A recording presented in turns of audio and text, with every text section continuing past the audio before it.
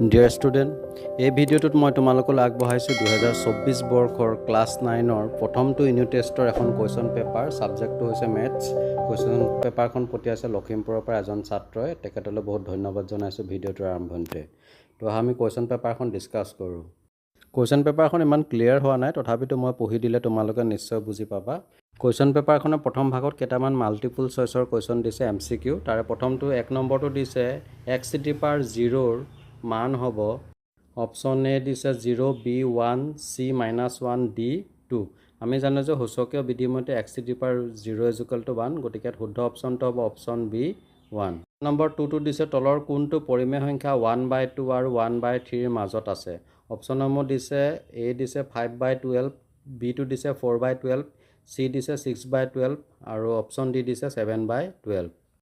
এই প্ৰশ্নটোৰ সমাধান আমি এনেধৰণে কৰিব লাগিব। ইয়াত যিহেতু 5টা পৰিমেয় সংখ্যা উলিয়াবলৈ দিছে, গতিকে আমি হৰৱাৰ লব দুইটাৰ লগতে 6 পূৰণ কৰি দিলে হ'ব বা 10 পূৰণ কৰি দিলে হ'ব। মুঠতে 5তকৈ সংখ্যাটো বেছি ল'ব লাগিব। আমি 6 পূৰণ কৰিছোঁ, তো 2 ভাগৰ 1ৰ লগত 6 পূৰণ কৰি দিলে পালোঁ 12 ভাগৰ 6, আৰু 3 ভাগৰ 1ৰ লগত হৰটো একে কৰিবলৈ হ'লে আমি 4 পূৰণ কৰি দিম, তেতিয়া পাম আমি 12 ভাগৰ 4।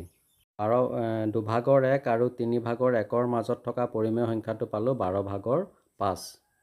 12 ভাগৰ 4 আৰু 12 ভাগৰ 6 লিখা আছে, এইটো মিষ্টেক হৈছে লৰালৰিকৈ লিখোঁতে। তো গতিকে ইয়াত দিয়া অপশ্যনসমূহৰ ভিতৰত শুদ্ধ অপশ্যনটো হ'ব অপশ্যন এ 12 ভাগৰ 5। কুৱেশ্যন নম্বৰ 3টোত দিছে তলৰ কোনটো 64⁻1/2ৰ মান হ'ব। অপশ্যন এ দিছে 8, B দিছে 6, C দিছে 9 আৰু D দিছে 4। এইটো প্ৰকৃততে 64⁻1/2 বুলি ক'ব লাগে। ইয়াক আমি এনেধৰণে সমাধান কৰিব পাৰোঁ। 64টো লিখিব পাৰোঁ 2⁻6, আৰু 2য়ে 6ক 3 বাৰ গ'ল, 2⁻3 মানে কিমান পালোগৈ আমি 8। গতিকে ইয়াত দিয়া অপশ্যনসমূহৰ ভিতৰত শুদ্ধ অপশ্যনটো হ'ব অপশ্যন এ 8। কুৱেশ্যন নম্বৰ 4টো দিছে তলৰ কোনটো এটা পৰিমেয় সংখ্যা। অপশ্যন এ √3, B দিছে 2 × √5/3 × √5, C টো দিছে 10/√5 আৰু D টো দিছে √3/10। ইয়াত যিহেতু পৰিমেয় সংখ্যাৰ কথা কৈছে, গতিকে অপশ্যনসমূহ যদি ভালকৈ চাওঁ, বি অপশ্যনটোত √5 কেঞ্চেল গুচি যাব আৰু শেষত পাম 3 ভাগৰ 2, যিটো P/Q আকাৰত প্ৰকাশ কৰিব পাৰি, অৰ্থাৎ এটা পৰিমেয় সংখ্যা। গতিকে শুদ্ধ অপশ্যনটো হ'ব অপশ্যন বি 2 × √5/3 × √5। কুৱেশ্যন নম্বৰ 5টোত দিছে তলৰ কোনটো এটা বহুপদ ৰাশি। অপশ্যন এ দিছে x/y + 2, B দিছে x² + √5, C দিছে √x + 5 আৰু D দিছে x⁻2/3 + x। ইয়াত যিহেতু বহুপদ ৰাশিৰ কথা কৈছে, গতিকে শুদ্ধ অপশ্যনটো হ'ব option B x² + √5। Question number 6টোত দিছে √2⁻3 মান হ'ব। অপশ্যন এ 8, B 2, C 2 × √2 আৰু D দিছে 6। ইয়াক আমি এনেধৰণে সমাধান কৰিব পাৰোঁ। √2³ আমি √² × √2 লিখিব পাৰোঁ, আৰু স্কোৱাৰ ৰুট কেঞ্চেল গ'লে 2 × √2। So the correct option is option C 2 × √2. Question number 7টো দিছে x³ - 1ক x + 1ৰে হৰণ কৰিলে ভাগশেষ হ'ব। অপশ্যন এ 2, B দিছে 1, C দিছে 0 আৰু D দিছে -2। এই সমস্যাটো আমি এনেধৰণে সমাধান কৰিব পাৰোঁ। যদি কিবা বুজি নোপোৱা কমেণ্ট কৰিবা। আৰু শেষত আমি ভাগশেষটো পালোঁ -2। গতিকে ইয়াত দিয়া অপশ্যনসমূহৰ ভিতৰত শুদ্ধ অপশ্যনটো হ'ব অপশ্যন ডি -2। আৰু কুৱেশ্যন নম্বৰ 8টো দিছে x⁵ + 2x³ + 28x² - 5 বহুপদটোৰ মাত্ৰা হ'ল। অপশ্যন এ 3, B 10, C 5 আৰু D দিছে -5। ইয়াত চলক xৰ সৰ্বোচ্চ মাত্ৰা হৈছে 5, গতিকে এই বহুপদটোৰ মাত্ৰা হ'ব 5। গতিকে শুদ্ধ অপশ্যনটো হ'ব অপশ্যন চি 5। কুৱেশ্যন নম্বৰ 9টোত দিছে পাইৰ আসন্ন মান হ'ব। অপশ্যন এ 4.3146, B দিছে 3.4161, C দিছে 1.3416 আৰু D দিছে 3.1416। ইয়াত শুদ্ধ অপশ্যনটো হ'ব অপশ্যন ডি 3.1416। কুৱেশ্যন নম্বৰ 10টোত দিছে -5³ + 5² + 5ৰ মান হ'ব। অপশ্যন এ -95, B দিছে 95, C -75 আৰু D 0। ইয়াক আমি এনেধৰণে সমাধান কৰিলোঁ। 5³ - 125, আৰু যিহেতু অযুগ্ম সংখ্যা আছে, গতিকে -125 হ'ব, আৰু শেষত আমি পালোঁ -95।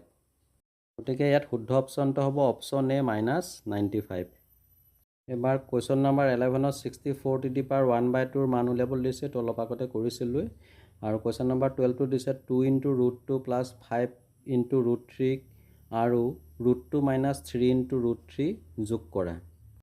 ইয়াক আমি এনেধৰণে যোগ কৰিলোঁ আৰু শেষত মানটো পালোঁ 3 × √2 + 2 × √3।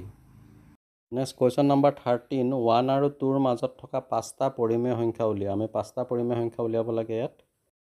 ইয়াক আমি এনেধৰণে সমাধান কৰিব পাৰোঁ, যিহেতু 5টা পৰিমেয় সংখ্যা উলিয়াবলৈ পাইছে, গতিকে 5তকৈ বেছি অৰ্থাৎ 6ৰে আমি পূৰণ কৰি দিছোঁ।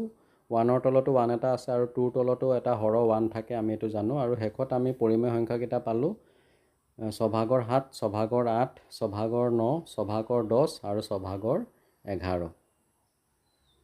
এবাৰ কুৱেশ্যন নম্বৰ 14টোত 0.6ক p/q আৰ্হিত প্ৰকাশ কৰিবলৈ দিছে, য'ত p আৰু q অখণ্ড সংখ্যা আৰু q = (0). এইটো কৰিছা নিশ্চয় তোমালোকে। বাৰু যিয়ে নহয়, আমি ইয়াক এনেধৰণে সমাধান কৰিলোঁ আৰু শেষত আমি কিমান পালোঁ 0.6 = 2/3। এইটো তোমালোকৰ প্ৰশ্নমালাতে আছে। এবাৰ কুৱেশ্যন নম্বৰ 15টো দিছে 5/√3 - √5ৰ হৰ পৰিমেয় কৰা। এই প্ৰশ্নটোৰ সমাধান তোমালোকৰ কিতাপতে খুব সুন্দৰকৈ কৰি দিছে আৰু ইয়াত আমি শেষত মানটো পালোঁ -5/2 × √3 + √5। নেক্সট কুৱেশ্যন নম্বৰ 16, x - 2ৰ বাবে 5x - 4x² + 3 বহুপদটোৰ মান নিৰ্ণয় কৰা। 2 মাৰ্ক দিছে ইয়াত। ইয়াত আমি এনেধৰণে সমাধান কৰিছোঁ আৰু x - 2ৰ শূন্যটো হ'ব 2, গতিকে xৰ জেগাত 2 বহাই দিলোঁ আৰু শেষত আমি px বহুপদটোৰ মান পালোঁ -3। এবাৰ কুৱেশ্যন নম্বৰ 17টোত দিছে প্ৰমাণ কৰা যে x³ + y³ = x + y × x² - xy + y²। এইটো তোমালোকৰ কিতাপৰ অভেদসমূহতে আছে, তাৰ পৰা চাই ল'বা, মই আৰু ইয়াত উল্লেখ নকৰোঁ। এবাৰ কুৱেশ্যন নম্বৰ 18টোত বৰ্গফল নিৰ্ণয় কৰিবলৈ দিছে অভেদ প্ৰয়োগ কৰি। 1 নম্বৰটো দিছে 98²। ইয়াক আমি এনেধৰণে সমাধান কৰিব লাগিব। 98টো লিখি লৈছোঁ, 100 - 2 আৰু a - b² ফৰ্মুলা এপ্লাই কৰি শেষত ইয়াৰ ভেলুটো পালোঁ 9604। নম্বৰ 18ৰ 2 নম্বৰটোত বৰ্গফল নিৰ্ণয় কৰিবলৈ দিছে x + 2y + 4z²। ইয়াত আমি a + b + c² = a² + b² + c² + twice ab + twice bc + twice ca এই সূত্ৰটো প্ৰয়োগ কৰিব লাগিব আৰু সেই সূত্ৰ প্ৰয়োগ কৰাৰ পিছত ইয়াৰ বৰ্গফলটো পালোঁ x² + 4y² + 16z² + 4xy + 16yz + 8zx। Next question number 19ত আমাক অভেদ ব্যৱহাৰ কৰি ঘনফল নিৰ্ণয় কৰিবলৈ দিছে। তাৰে প্ৰথমটো দিছে 102³।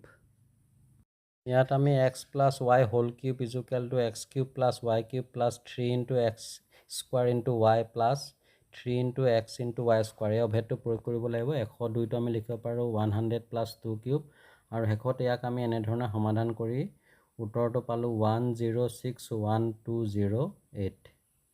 এইটো হৈছে 102³ ঘনফল। 19 নম্বৰৰ 2 নম্বৰটোত দিছে 28x + 1/3y² ইয়াৰ আমি ঘনফল নিৰ্ণয় কৰিব লাগে।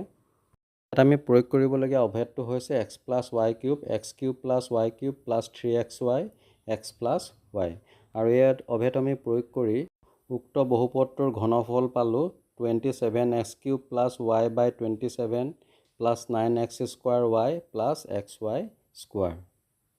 এবাৰ কুৱেশ্যন পেপাৰখনৰ অন্তিমটো প্ৰশ্ন কুৱেশ্যন নম্বৰ 20 উৎপাদক বিশ্লেষণ কৰিবলৈ দিছে। তাৰে প্ৰথমটো দিছে 6x² + 5x - 6। এই প্ৰশ্নটো তোমালোকৰ পাঠ্যপুথিৰ এক্সাৰচাইজ 2.4ৰ 4 নম্বৰ 3 নম্বৰ কুৱেশ্যনটো ইয়াত উঠাই দিছে। তোমালোকে নিশ্চয় সমাধান কৰিছা, গতিকে ইয়াত আৰু মই সমাধান কৰি দেখুওৱা নাই। নম্বৰটো দিছে 27y³ + 125z³। ঠিক একেদৰে এই প্ৰশ্নটো তোমালোকৰ পাঠ্যপুথিৰ এক্সাৰচাইজ 2.5ৰ 10 নম্বৰৰ 1 নম্বৰটো হয়, তাকে ইয়াত উঠাই দিছে। তোমালোকে সমাধান কৰিছা বুলি মই আৰু ইয়াত সমাধান কৰি দেখুওৱা নাই। আৰু উৎপাদক বিশ্লেষণ কৰা অন্তিমটো প্ৰশ্ন দিছে 3 নম্বৰটো 8x³ + y² + 27z³ - 18xyz। এই প্ৰশ্নটো তোমালোকৰ পাঠ্যপুথিৰ উদাহৰণ 25ৰ পৰা দিছে। ইয়াত খুব সুন্দৰভাৱে সমাধান কৰিছে, গতিকে মই আৰু কিতাপৰ পৰাই দি দিলোঁ। তোমালোকে নিশ্চয় বুজি পাইছা আৰু যদি কিবা বুজি পোৱাত অসুবিধা হয় তো কমেণ্ট কৰিবা। তো ডিয়াৰ ষ্টুডেণ্ট, আজিৰ ভিডিঅ'টোত ইমানেই। এইখন আছিলে লখিমপুৰ ডিষ্ট্ৰিক্টৰ পৰা পঠাইছিলে এজন ছাত্ৰই ফাৰ্ষ্ট ইউনিট টেষ্ট 2024 ক্লাছ 9 মেথছৰ কুৱেশ্যন পেপাৰ। যদি তোমালোকৰ ভিডিঅ'টো ভাল লাগিছে শ্বেয়াৰ কৰিবা। আৰু ইয়াৰ পিছতো মই 2024 বৰ্ষৰ মেথছৰ আৰু এখন কুৱেশ্যন পেপাৰ আপলোড কৰি আছোঁ। তো চাই থাকিবা তোমালোকে RB লাৰ্ণ কাম এণ্টাৰটেইনমেণ্ট। তো আজিলৈ আহোঁ, পুনৰ এটা ভিডিঅ'ত লগ পাম। ধন্যবাদ।